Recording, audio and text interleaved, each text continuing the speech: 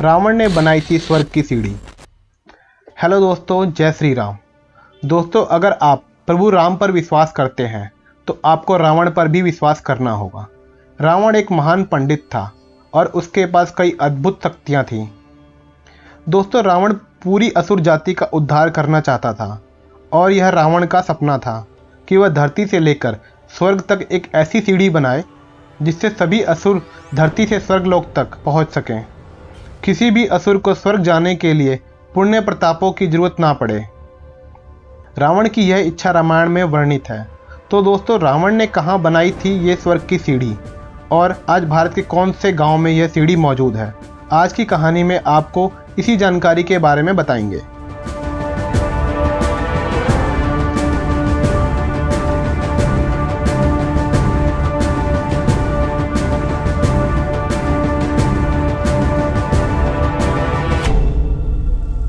दोस्तों, ये बात है रामायण काल की यानी त्रेता युग की। एक दिन बैठे बैठे रावण के मन में विचार आया, क्यों न एक ऐसी सीढ़ी बनाई जाए जिससे बिना पुण्य प्रताप के धरती से स्वर्ग पर आसानी से पहुंचा जा सके, ताकि सभी असुरों को सशरीर ही स्वर्ग में प्रवेश मिल जाए। और फिर क्या था, रावण ने स्वर्ग तक सीढ़ी बनाने का निश्चय कर लिया।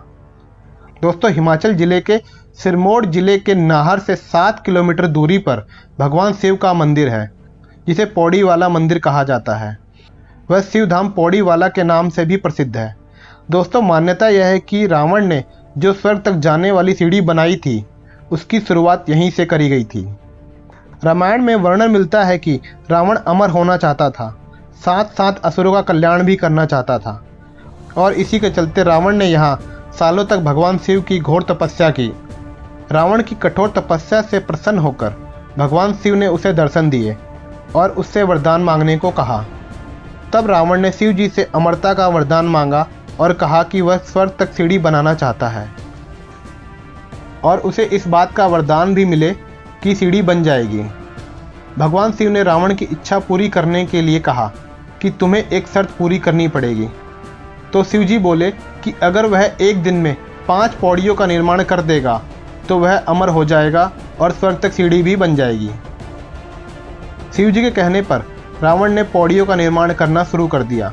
रावण ने पहली पौड़ी हरिद्वार में बनाई, जिसे हर की पौड़ी के नाम से जाना जाता है। दूसरी पौड़ी का निर्माण रावण ने इस मंदिर में किया था, हिमाचल प्रदेश के पौड़ी वाला मंदिर में। तीसरी पौड़ी बनाई चुड़ेश्वर महादेव मंदिर में और चौथी पौड़ी बनाई किन्नर कैलाश में। इस तरह रावण ने एक दिन में 4 पौड़ियों का निर्माण आसानी से कर दिया। अब उसे एक आखिरी पौड़ी का निर्माण करना था। सभी देवता जानते थे अगर रावण उस अंतिम पौड़ी का निर्माण कर देगा तो अनर्थ हो जाएगा। तो देवताओं ने रावण के मन में छलपूर्वक थकान और आलस्य का भाव डाल दिया, जिससे रावण के मन में विचार आया कि अभी तो पूरा दिन पड़ा है और वह आराम कर लेगा और उसके बाद उठकर पौड़ी का निर्माण कर लेगा।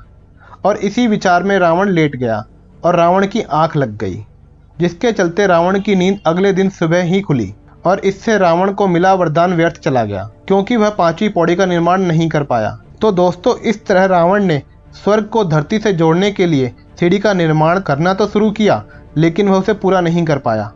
दोस्तों, जब युद्ध में श्री राम ने रावण पर अंतिम बाण छोड़ा और राम के प्रहार से धरती पर गिर गया, तब राम जी ने अपने भाई लक्ष्मण को रावण के पास भेजा था, क्योंकि वह जानते थे कि रावण एक महान पंडित है और उससे बहुत कुछ सीखा जा सकता है।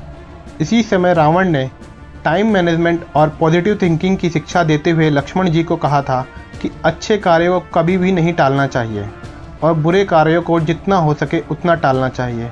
और रावण ने अपने स्वर्ग की सीढ़ी बनाने वाले प्रोजेक्ट के संदर्भ में श्री राम जी से कहा कि अच्छे काम को अगर टाल दिया जाए तो हो सकता है उसे करने का मौका दोबारा ना मिले।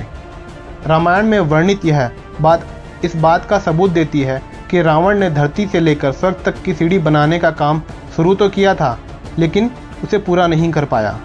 तो दोस्तों, हम उम्मीद करते हैं कि रामायण की यह रोचक जानकारी आपको पसंद आई होगी और ग्रंथों की ऐसी रोचक जानकारी पाते रहने के लिए हमारे साथ जुड़े रहें और चैनल को सब्सक्राइब भी करें और बेल आइकन का बटन दबा दें ताकि आपको जानकारी सबसे पहले मिल सके।